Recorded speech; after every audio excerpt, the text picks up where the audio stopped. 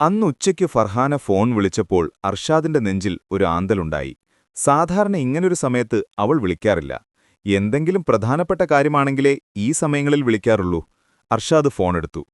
Hello Farhana, എന്താ ഈ നേരത്ത് വിളിച്ചത്? അർഷാദിന്റെ ശബ്ദത്തിൽ ചെറിയൊരു ആകാംക്ഷയുണ്ടായിരുന്നു. മറുപടി അല്പം ഇടറിയതായിരുന്നു. അർഷാദ്, എനിക്കൊരു കാര്യം പറയാനുണ്ട്. നീയിപ്പോ തിരക്കിലാണോ? അല്ല, പറ, എന്താ? അർഷാദിന് ടെൻഷനായി തുടങ്ങി. നമുക്കൊന്ന് കാണാൻ പറ്റുമോ? എനിക്കിപ്പോ സംസാരിക്കണം, അവൾ പറഞ്ഞു. ഇപ്പോൾ എനിക്കിറങ്ങാൻ പറ്റില്ല, ഓഫീസിലാണ്. വൈകുന്നേരം കാണാം, പറ്റുമോ? ശരി, എങ്കിൽ ഞാൻ വൈകുന്നേരം മാളിലോട്ട് വരാം. നീ എത്തിയാൽ വിളിച്ചാൽ മതി എന്നു പറഞ്ഞ് അവൾ ഫോൺ വെച്ചു. അത് ഫർഹാനയുടെ സാധാരണ സംസാരമായിരുന്നില്ല. എന്തോ ഒരു തണുത്ത ഭാവം. ഫോൺ വെച്ച ഉടൻ അർഷാദിന്റെ മനസ്സിൽ പല ചിന്തകളും മിന്നിമറഞ്ഞു. കഴിഞ്ഞ 4 വർഷമായി തങ്ങൾ തമ്മിൽ പ്രണയത്തിലാണ്. ആദ്യമായി കണ്ടത് കോളേജ് ക്യാമ്പസിൽ വെച്ചായിരുന്നു. ഒരു സാധാരണക്കാരനായ താനും സാമ്പത്തികമായി മെച്ചപ്പെട്ട കുടുംബത്തിലെ ഫർഹാനയും. അവരുടെ പ്രണയം ഒരുപാട് വെല്ലുവിളികൾ നിറഞ്ഞതായിരുന്നു. എങ്കിലും അവർ പരസ്പരം വിട്ടുകൊടുക്കാൻ തയ്യാറായിരുന്നില്ല. വിവാഹത്തെക്കുറിച്ച് പലതവണ അവർ സംസാരിച്ചിരുന്നു. അർഷാദ് ഒരു സാധാരണ ജോലിയിൽ പ്രവേശിച്ച് ജീവിതം കരിപ്പിടിപ്പിച്ചു വരുന്നതേയുള്ളൂ. ഫർഹാനയുടെ കുടുംബം ഇതൊന്നും അംഗീകരിക്കാൻ സാധ്യതയില്ലെന്നവൻ അറിയാമായിരുന്നു. വൈകുന്നേരം അർഷാദ് ജോലി കഴിഞ്ഞ് ഫർഹാനയ്ക്കായി കാത്തുനിന്നു. അവൾ വന്നപ്പോൾ അർഷാദിന് മനസ്സിലായി, എന്തോ ഒരു മാറ്റം സംഭവിച്ചിരിക്കുന്നു. അവളുടെ കണ്ണുകളിൽ പതിവുള്ള തിളക്കമില്ല, മുഖത്ത് ഒരു നിസ്സംഗത. ഫർഹാന, എന്താ പറ്റിയത്? നിന്റെ മുഖമെന്താ വല്ലാതെ? അർഷാദ് ചോദിച്ചു. അവൾ പതിയെ പറഞ്ഞു. അർഷാദ്, എനിക്കെന്റെ വീട്ടുകാരുടെ ഇഷ്ടമില്ലാതെ നിന്നെ വിവാഹം കഴിക്കാൻ പറ്റില്ല. വീട്ടിൽ കല്യാണാലോചനകൾ വരുന്നുണ്ട്. എന്നെ മനസ്സിലാക്കിയും എന്റെ ഇഷ്ടങ്ങൾ മനസ്സിലാക്കിയും ഒരാൾ വന്നാൽ മാത്രം മതിയെന്ന് ഞാൻ പറഞ്ഞിരുന്നു. പക്ഷെ ഇപ്പോൾ വീട്ടുകാർക്ക് വേണ്ടി ഒരു വിട്ടുവീഴ്ച ചെയ്യേണ്ടി വരുന്നു. കാരണം ഞാൻ അവർക്ക് വേണ്ടി കൂടിയാണ് ജീവിക്കുന്നത്. അർഷാദ് ഞെട്ടിപ്പോയിരുന്നു. ഫർഹാന, നീ എന്തായി പറയുന്നത്? നമ്മുടെ സ്വപ്നങ്ങൾ എല്ലാം വെറുതെയായിരുന്നോ? ഫർഹാന, എന്നോട് ക്ഷമിക്കണം. എന്റെ വീട്ടുകാർക്ക് നിന്നെ അംഗീകരിക്കാൻ കഴിയില്ല. നമ്മൾ 2 ലോകങ്ങളിലുള്ളവരാണ്. നമുക്ക് ചേരാൻ കഴിയില്ല. അവളുടെ വാക്കുകൾ കൂർത്ത അമ്പുകൾ പോലെ അർഷാദിന്റെ ഹൃദയത്തിൽ തറച്ചുകയറി. നീ ഇത് മുൻപ് പറഞ്ഞിരുന്നെങ്കിൽ ഞാൻ ഈ 4 വർഷം നിനക്കുവേണ്ടി കാത്തിരിക്കില്ലായിരുന്നു ഫർഹാന. ആരാണത്? പുതിയതായി വന്ന ആലോചന ഏതാണ്? അർഷാദ് ദേഷ്യമടക്കാനാവാതെ ചോദിച്ചു. ഗൾഫിൽ വലിയ ബിസിനസ്സുള്ള ഒരു ചെറുപ്പക്കാരനാണ്. വീട്ടുകാർക്ക് അയാളെ ഒരുപാട് ഇഷ്ടപ്പെട്ടു. എനിക്കും അയാളെ ഇഷ്ടമായി. എന്റെ ഭാവിയെക്കുറിച്ചോർത്ത് എനിക്ക് ഈ തീരുമാനമെടുക്കേണ്ടി വന്നു. എന്നോട് ക്ഷമിക്കണം അർഷാദ്. അർഷാദിന്റെ ലോകം നിമിഷനേരം കൊണ്ട് തകർന്നടിയുകയായിരുന്നു. ഈ 4 വർഷത്തെ പ്രണയം, സ്വപ്നങ്ങൾ, വാഗ്ദാനങ്ങൾ എല്ലാം ഒരു തണുത്ത വാക്കിൽ അവസാനിച്ചിരിക്കുന്നു. അവന്റെ കണ്ണുകൾ നിറഞ്ഞൊഴുകി. അപ്പോൾ ഇനിയെന്താ? നമ്മുടെ ബന്ധം ഇവിടെ വെച്ച് അവസാനിച്ചോ? അർഷാദിന്റെ ശബ്ദം നേർത്തു. ഫർഹാന ഒന്നും മിണ്ടാതെ തലകുനിച്ചു. അർഷാദ് നിസ്സഹായനായി അവളെ നോക്കി. പിന്നീട് ഒന്നും പറയാനില്ലെന്ന ചിന്തയിൽ അവൻ അവിടെ നിന്നും പതിയെ നടന്നു നീങ്ങി. അന്ന് രാത്രി അർഷാദിന് ഉറങ്ങാൻ കഴിഞ്ഞില്ല. ഫർഹാനയുടെ വാക്കുകൾ അവന്റെ മനസ്സിൽ ഒരു മുറിപ്പാടായി കിടന്നു. നമ്മൾ 2 ലോകങ്ങളിലുള്ളവരാണ്.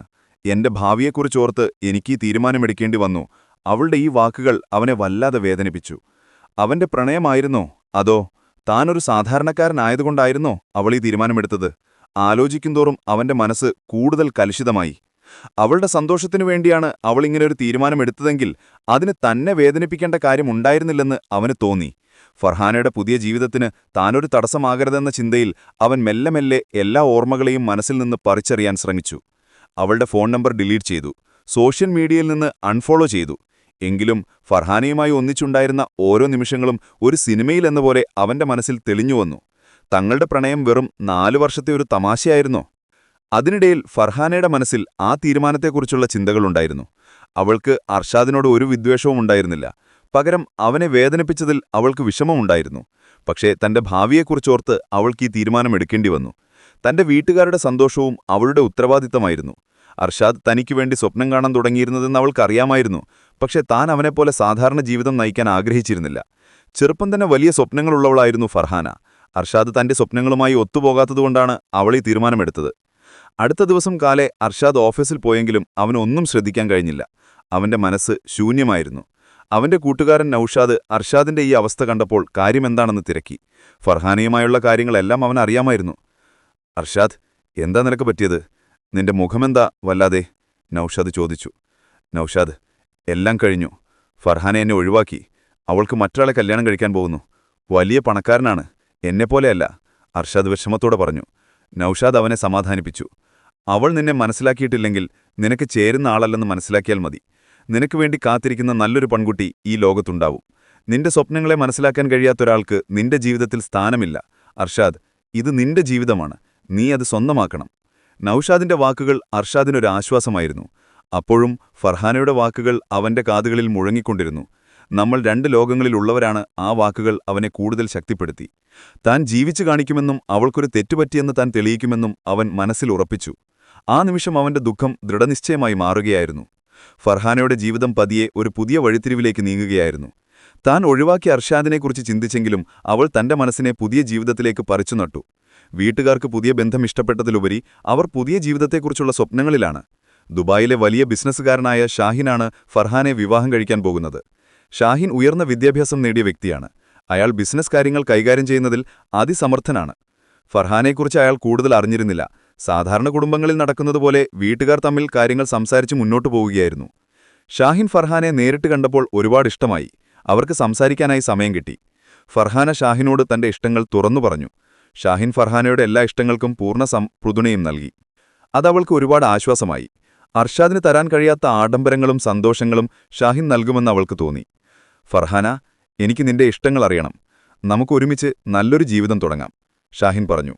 ഫർഹാന സന്തോഷത്തോടെ മറുപടി നൽകി. എനിക്കെന്റെ ഇഷ്ടങ്ങൾക്കനുസരിച്ച് ജീവിക്കാനാണ് ആഗ്രഹം. നല്ലൊരു ജോലി, പിന്നെ കുറേ യാത്രകൾ, അതൊക്കെയാണ് എന്റെ സ്വപ്നങ്ങൾ. ഷാഹിൻ ചിരിച്ചുകൊണ്ട് പറഞ്ഞു. നിനക്കതിനെല്ലാം എന്റെ പൂർണ്ണ പിന്തുണയുണ്ടാകും. ഞാൻ നിന്നെ ഒന്നിനും നിർബന്ധിക്കില്ല. നിനക്കിഷ്ടമുള്ള ജീവിതം നയിക്കാം. ഷാഹിനുമായുള്ള സംസാരം അവൾക്ക് ആത്മവിശ്വാസം നൽകി. അർഷാദിനേക്കാളും തനിക്ക് ചേരുന്നത് ഷാഹിനാണെന്ന് അവൾക്ക് തോന്നി. അർഷാദ് ഒരു സാധാരണക്കാരനായതുകൊണ്ട് ഒരുപക്ഷെ അവളുടെ സ്വപ്നങ്ങൾക്ക് ചിറകുകൾ നൽകാൻ അവന് കഴിഞ്ഞെന്നു വരില്ല. പക്ഷേ ഷാഹിൻ അങ്ങനെയല്ല. അയാൾക്ക് അതിനുള്ള കഴിവുണ്ട്. അങ്ങനെ ഒരു ദിവസമാണ് ഫർഹാനയുടെ കല്യാണക്കത്ത് അർഷാദിന്റെ കയ്യിൽ കിട്ടിയത്. പേരും തീയതിയും കണ്ടപ്പോൾ അർഷാദിന്റെ നെഞ്ചു പിടഞ്ഞു. ഫർഹാനയും ഷാഹിനും. അവന്റെ കൂട്ടുകാർ അവനെ സമാധാനിപ്പിക്കാൻ ശ്രമിച്ചു. അർഷാദ്, വിഷമിക്കാതെ. അവൾ നിന്നെ മനസ്സിലാക്കിയിട്ടില്ലെങ്കിൽ അത് നിന്റെ നഷ്ടമല്ല. ഈ വിഷമം നിനക്കുള്ള ഊർജ്ജമായി മാറ്റണം.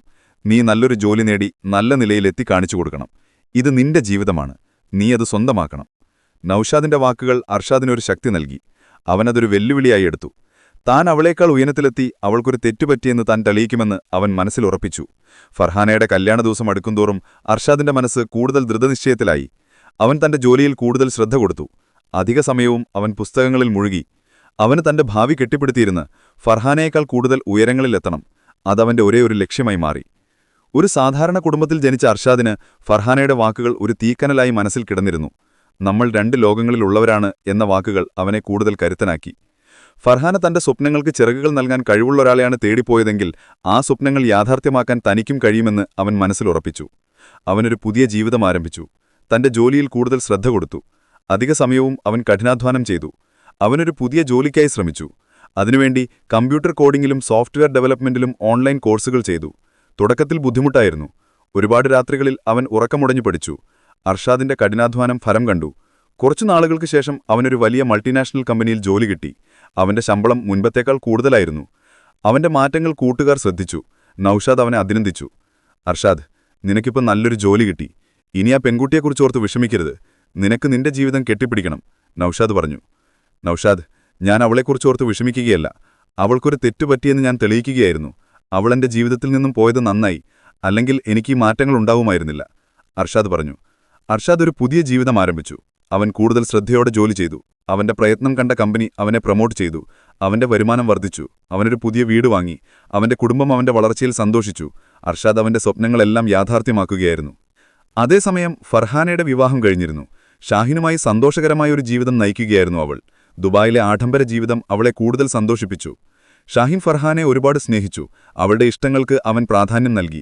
എങ്കിലും ഷാഹിൻ തിരക്കുള്ള ഒരു ബിസിനസ്സുകാരനായിരുന്നു. അതുകൊണ്ട് പലപ്പോഴും അവർക്ക് ഒരുമിച്ച് സമയം ചെലവഴിക്കാൻ കഴിഞ്ഞിരുന്നില്ല. ഫർഹാൻ ഒരു പുതിയ ലോകത്ത് ഒറ്റപ്പെട്ടതുപോലെ തോന്നി. അവൾക്ക് ജോലിക്ക് പോകാൻ ആഗ്രഹിച്ചിരുന്നെങ്കിലും ഷാഹിൻ അതിന് സമ്മതിച്ചില്ല.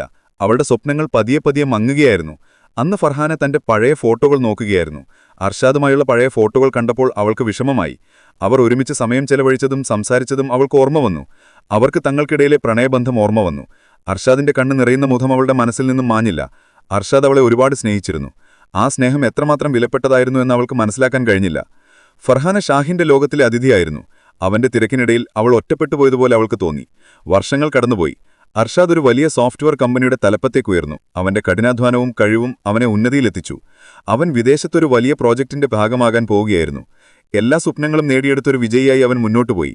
അവന്റെ പേര് പത്രങ്ങളിലും ടിവിയിലും നിറഞ്ഞു നിൽക്കുന്നു. അവന്റെ പഴയ സുഹൃത്തുക്കൾ അവന്റെ വിജയത്തിൽ അഭിമാനിച്ചു.